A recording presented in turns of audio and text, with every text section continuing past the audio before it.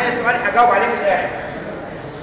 سفر المزامير، كلمة مزمور بالانجليزي psalm معناها ترتيلة او ترنيمة، وفي الكنيسة في درجة شماس اسمها ايه؟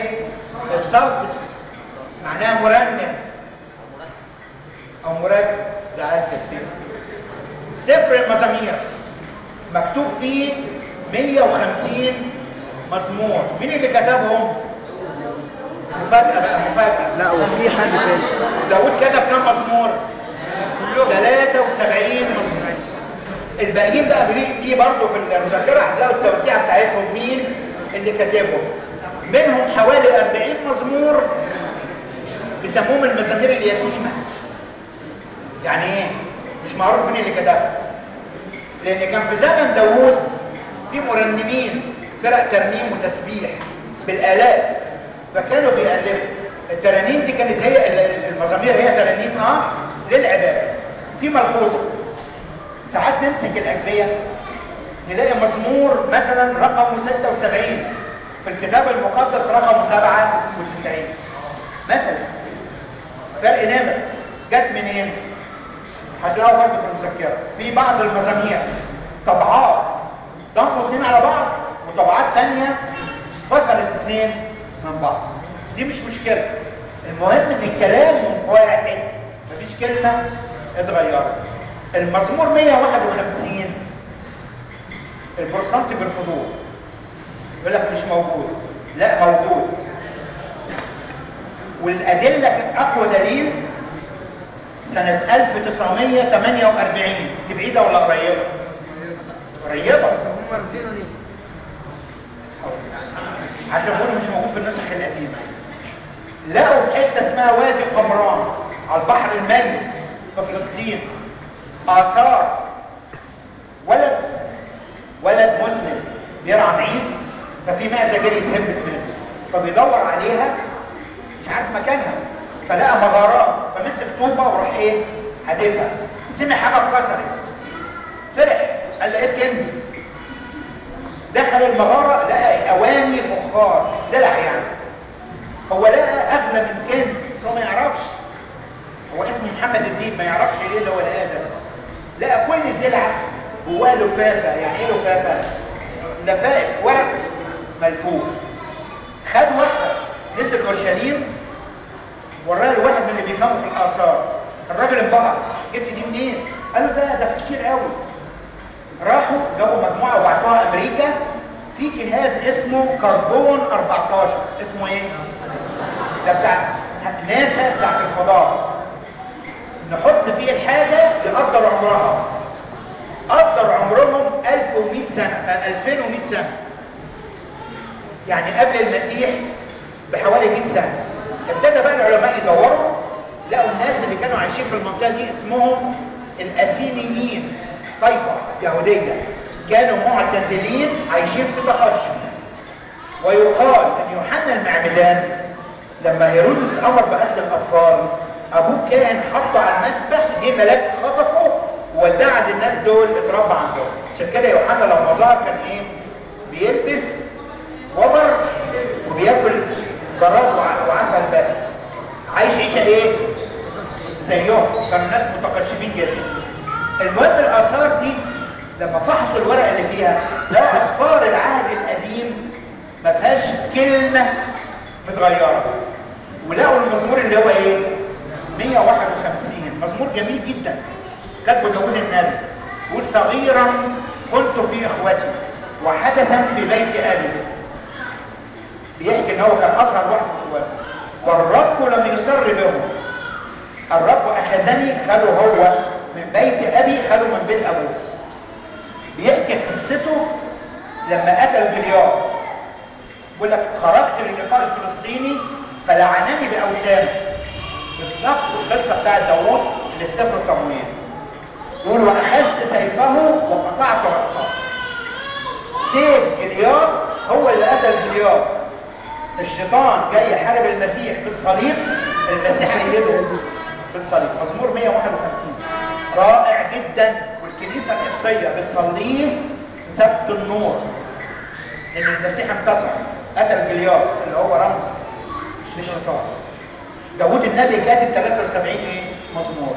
لما نمسك الكتاب المقدس العهدين واقدر نص وافتح هلاقي نفسي في سفر المزامير، قلب الكتاب المقدس، في نص الكتاب المقدس سفر التسبيح. احسبوا معايا كده لغايه داود كان في كام سفر قبله؟ مش كتير. اسفار موسى ويشوع والقضاة ورعوس وصمويل الاول وصمويل، يمكن ما كانش في صمويل كمان، كان لسه ما كتبش. ومع ذلك داود النبي شخصيه مبهره. كان شاب رقيق، عينيه خضراء، يقول لك كان ايه؟ اشقر، شعره اشقر يعني شعره اصفر مع حلاوه في العينين، عينيه حلوه. شاب رقيق يمسك مزمار كده وتنسرب 10 اوتار ويرنم. بس مره وهو صبي صغير كده طلع دب واسد خطفوا منه خروف من الرجل، انقذها، غلب الدب والاسد ما خافش، مع انه شاب ايه؟ طفل شاب رقيق. عاش مطارد من شاول الملك لغايه ما بقى هو الملك. الغريبه في داود ده بقى حاجه غريبه، ملك ونبي وشاعر ومرنم، كان بيجيب وقت منين يصلي ده؟ عارفين قال ايه غريبه قوي؟ قال ايه؟ اما انا صلاه، اما انا فصلاه. يعني ايه؟ هو كله صلاه، حد فينا يقدر يحل؟ كان بيجيب وقت منين بقى؟ ايه الجميل في داود النبي؟ انا هتكلم في نقطه. مره شفت قناه من قنوات المسيحيه الفضائيه، واحد بقى ماسك بتاع عمال منهمك نفرح ونرنم ونهلل سقفوا كده وبتاع، وبعدين الاخ ده بقى بيشرح يقول ربنا عايزنا نفرح ونهلل في عز ما كانوا اولادنا بيتقتلوا والكنائس بتتحرق، هم بيهللوا ويرنموا. ينفع؟ فين فرحه مع الفرحين وبكاء مع الباكين؟ المهم اخونا ده انا مش هقول اسمه، هو مشهور قوي في القنوات ديت، بيقول ايه؟ داود النبي رقص قدام التابوت، يبقى مش عيب احنا كمان نرقص قدام ربنا؟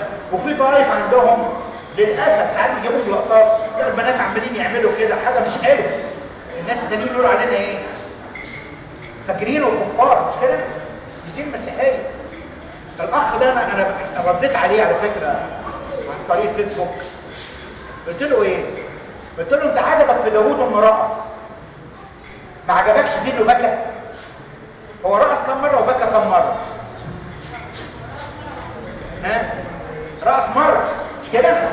كانت النتيجه انه صغر في عين مراته افتقرته وبقى بينهم ما فيش بينهم ود بعد كده عشان رقص. لكن بكى كم مره؟ حياته كلها دموع. يقول ايه؟ اعوم كل ليله سريري بدموعي، دموعي صارت لي خبزه. يعني انا يعجبني في داوود انه رقص مره، ما يعجبنيش فيه دموعه دي كلها. في بقى معلومه مغلوطه الناس بتقولها غلط. يقول ايه؟ ربنا قال فتشت قلب عبد داوود فوجدته مثل قلبي. لا، مثل دي لا، دي غلط، مش مكتوب. حسب قلبي، المعنى يفرق، مش كده؟ لما يقول مثل قلبي ولا حسب قلبي نفس المعنى؟ لا، ربنا ملوش مثل، مفيش حد مثل ربنا. امال عايز يقول ايه ربنا؟ داوود قلبه زي ما انا عايز ايه يا رب؟ اول ما يغلط سريع التوبه. مش عيب ان انا اغلط، مش عيب ان ايه؟ ان انا اغلط، بس عيب ان انا ايه؟ ما توبش. دي الميزه الحلوه كمان الكبيره قوي في داوود، انه كان سريع ايه؟ التوبه.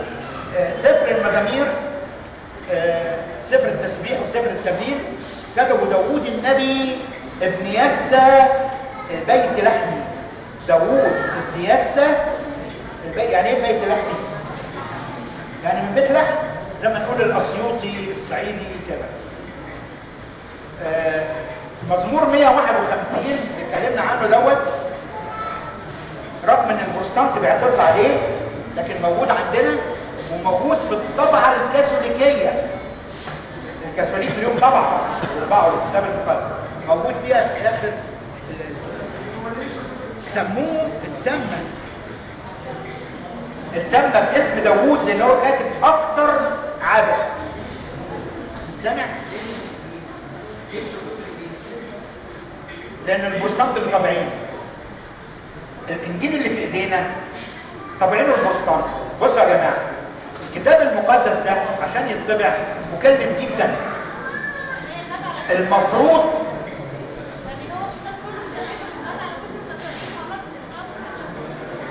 هو معترض عليه. معترض عليه. الكتاب المقدس عشان يطبع محتاج شروط، محتاج ورق مخصوص يكون ورق ايه؟ رقيق وما يشفش، يبقى محتاج نوع حبر خاص. كانوا بيطبعوه في انجلترا، لما الورق زاد الطباعه غليت بيطبعوه في كوريا. انا عرفت الكلام ده من دار الكتاب المقدس اللي هم بيتولوا توزيعه. دار الكتاب المقدس دي اصلا بروتستانتيه قائمه على التبرعات في العالم كله، دخلهم كبير، المفروض يتوزع مجاني، بس هم بيطلعوا مرتباتهم. يعني احنا بنشتريه ب 10 جنيه او ب 12 جنيه دي عشان هم ايه؟ يجيبوا ايجار المكان والمصاريف بتاعتهم، لكن هو اصلا مجانا. هم قادرين يطبعوه، احنا ما عندناش الميزانيه ان احنا نطبعه، كتير علينا. ايه المشكله بقى؟ ما اعرفش بتقروا ولا لا. الملاك بشر العذراء قال لها ايه؟ سلام لك. ايه؟ اتحداك لو جبت دلوقتي ولقيتها الممتلئه يعني هتلاقي المنعم عليا. ايه رايك؟ ليه؟ لان هم اللي طابعينه. حاجه ثانيه في رساله يعقوب اصحاح 5 امريض احد بينكم فليدعو. لا كاتبينها شيوخ مش كاتبينها خصوص، لان ما بيعترفوش بالكهنوت. هم هتاخدوها في المقارنه. ايه الخلافات اللي بيننا وبينهم؟ هل الكنيسه الارثوذكسيه الست حجمها ومكانتها العالميه ما تعتبرش تصحيح الانجيل وكتابه نسخه اصليه بالمعاني المقصوده الحقيقيه؟ سيدنا البابا شنوده عمل معاهم اجتماع وقال لهم يا جماعه صلحوا الكلام ده، ما تضحكوش علينا الناس التانيين. انا اقدر اعمل جوله في العالم واجيب فلوس واطبع طبعه ثانيه، بس هيبقى منظرنا ايه؟ وحش. نسخه مكتوب فيها ممتلئه نعمه، ونسخه مكتوب فيها منعم عليها، نسخه مكتوب فيها خصوص، ونسخه مكتوب فيها شيوخ. ما سمعوش الكلام. ليه؟ لان هم طائفه في ماده اسمها اللاهوت المقارن. كان قدس ابونا لما هتاخدوا المقارنه بين الارثوذكسيه والكاثوليكيه والبروتستانتيه. في بيننا وبينهم ما يقرب من 22 اختلاف. ربنا يسهل كده لو كل مره نلمح لحاجه. نرجع تاني لسفر المزامير.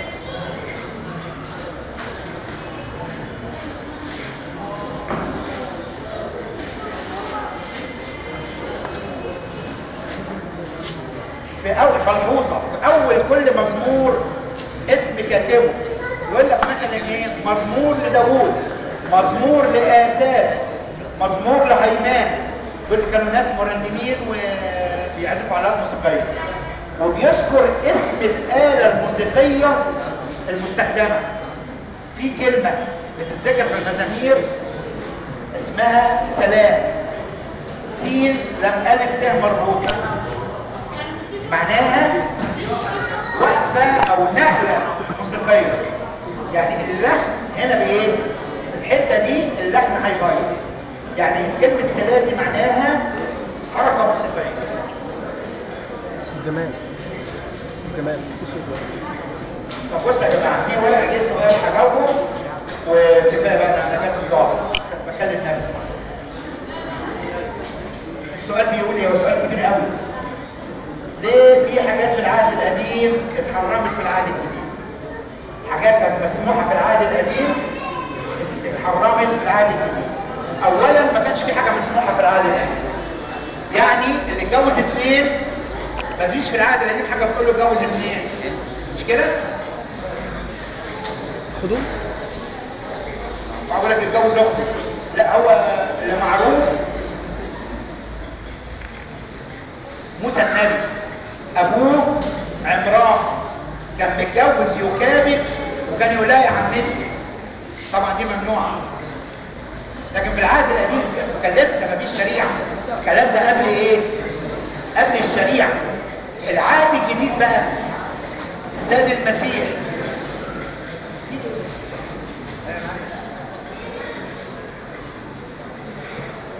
مش المقصود ان يبقى في نسل كتير. الاخ الثاني قالوا له اتجوزوا كتير ليه؟ عايز نسل عشان يبقى عنده محاربين يحارب بيهم. احنا ما يهمناش النسل، ما يهمناش العدد، يهمنا ايه؟ النوع. يهمنا النوع. هل العدد كله هيخش السماء؟ كفايه. طب بصوا بقى حاجه بقى اخيره. اخونا كان سالني على حاجه في العهد الجديد. سفر الرؤيا. سفر الرؤيا اسمه سفر الرموز، فكله مكتوب بايه؟ رموز. ليه كتب الرموز؟ فتح ودنك لسببين. اول سبب الكنيسه مضطهده اضطهاد شديد جدا. لو وضح الوثنيين هيعملوا ايه؟ هيزودوا الاضطهاد. ده اول سبب. تاني سبب المسيح قال ايه؟ ليس لكم ان تعرفوا المواعيد والازمنه. لو وضح هنعرف ميعاد المجيء الثاني. فعلشان الكتاب مكتوب بروح واحد كفايه كده مش هكمل. ربنا يسامحنا. لإلهنا المجد دائما امين. يا مس